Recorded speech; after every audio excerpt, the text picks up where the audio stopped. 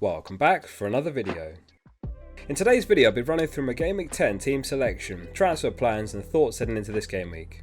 If you missed the Gameweek 10 top 100 all-time FPL managers video, make sure to give that a watch too, a link will be on screen at the end. I'll read every comment, so let me know how your Gameweek 9 went and what your plan is for Gameweek 10. Just before we get started, today's video is sponsored by OneFootball, which is a free app on both iOS and Android. A link to the app is at the top of the description. From an FPL perspective, I definitely recommend giving it a try. Not just because it supports the channel, but it's a genuinely good app for its features, such as the lineups, live scores, goal scorers, assisters, news and more. When you open the app it'll ask you which team is your favourite, or if you don't have one you can simply skip the step. You can also favourite competitions such as the Premier League. Thank you again to OneFootball. To download the app simply hit the link at the top of the description. Enjoy the video. A quick look back at how Gameweek 9 went, which was our best game week of the season so far. 118 points all out, which was a green arrow from 13k to just under 1.5k. We got off to a great start with Smith Rowe's goal and an assist against Villa. We discussed previously how his underlying numbers were similar to Saka's, so logic prevailed and we settled for the cheaper of the two. Elsewhere, Foden had a fantastic game week with 2 goals and an assist against Brighton, who is another player we picked up on the wildcard. It was great to see James start after his benching the week before, and likewise a great week for him with a goal and a clean sheet in Chelsea's 7-0 win against Norwich. 5 players hit double-digit points in total, and we'll be hoping for another strong game week. On to the Gameweek 10 team selection and transfer plans. Ramsdale starts in goal, who conceded a single goal to Aston Villa in Gameweek 9. Since coming into the starting 11 for Arsenal in Gameweek 4, Arsenal were the second best in the league for expected goals conceded after Man City, on 4.68 XGC. He faces Leicester away, which will be a very tough game.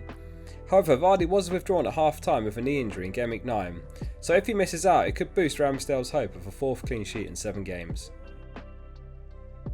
First in defence is Alexander-Arnold, who got his 3rd assist of the season against Man United and is now joint top for points among all defenders. He's also top for expected goal involvement and chances created among defenders, and he faces Brighton at Anfield where they'll be hoping for another clean sheet. He's blanked in just 1 game he started all season. Reece James starts again off the back of a 13-pointer against Norwich. He has another great fixture up against Newcastle, who are worst in the league for expected goals conceded on 17.64 XGC in the 9 games played. James started midweek in the League Cup and we were hoping for a rest. However, there's reports that Fplfocal has a shoulder injury, and if there's any truth to it then James is the only real option in right wing back. Hudson-Odoi the other, having featured there before, but they'll need him further up the field with Lukaku and Werner out. Man City lost their clean sheet in a frustrating manner after Ederson gave away a penalty against Brighton. Cancelo's played every minute so far in the league, so we'll hope this can continue. No defender has taken more than Cancelo's 298 touches in the final third this season, nor can any defender better his 17 shots. Diaz starts for the Man City double-up, with him and Cancelo facing Crystal Palace at home. Man City have kept 6 clean sheets, which is the joint best, and their best for expected goals conceded on just 6.04 from their 9 games played. Over that period they've only given up 8 big chances in total. Salah gets the armband. He's top for predicted points this week, and he has 10 goals and 6 assists from 9 games played. Last season he hit double-digit points 6 times in total. This season he's matched that already in just 9 game weeks. There really isn't much more to say this week that hasn't already been said, so we'll leave it at that. We discussed Salah in some depth in the Gameweek 10 captains video, which will be on screen at the end. Foden's been brilliant since returning from injury.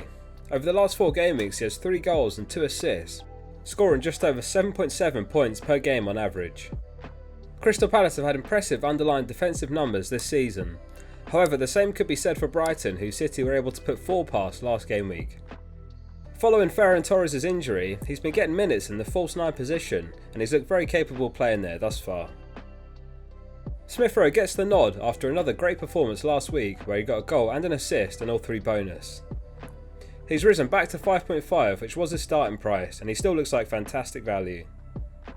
Leicester have only managed to keep a single clean sheet all season, and the only teams who have failed to keep one are Newcastle and Watford. Rafinha seems to be perpetually yellow flagged this season. He came off in the 53rd minute against Wolves and wasn't included in the League Cup side against Arsenal.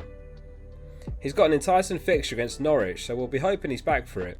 However, if he misses out, we'll keep hold and call upon the bench. We discussed how Antonio's underlying numbers had been good enough to keep hold, and the patient was finally rewarded after he scored in West Ham's 1-0 win against Tottenham, and he picked up a bonus point too. It'll be a tough game away at Villa, but Antonio's been in outstanding form and an easy hold right now. Tony completes the starting 11, and he has some exciting games up ahead that we picked him up for.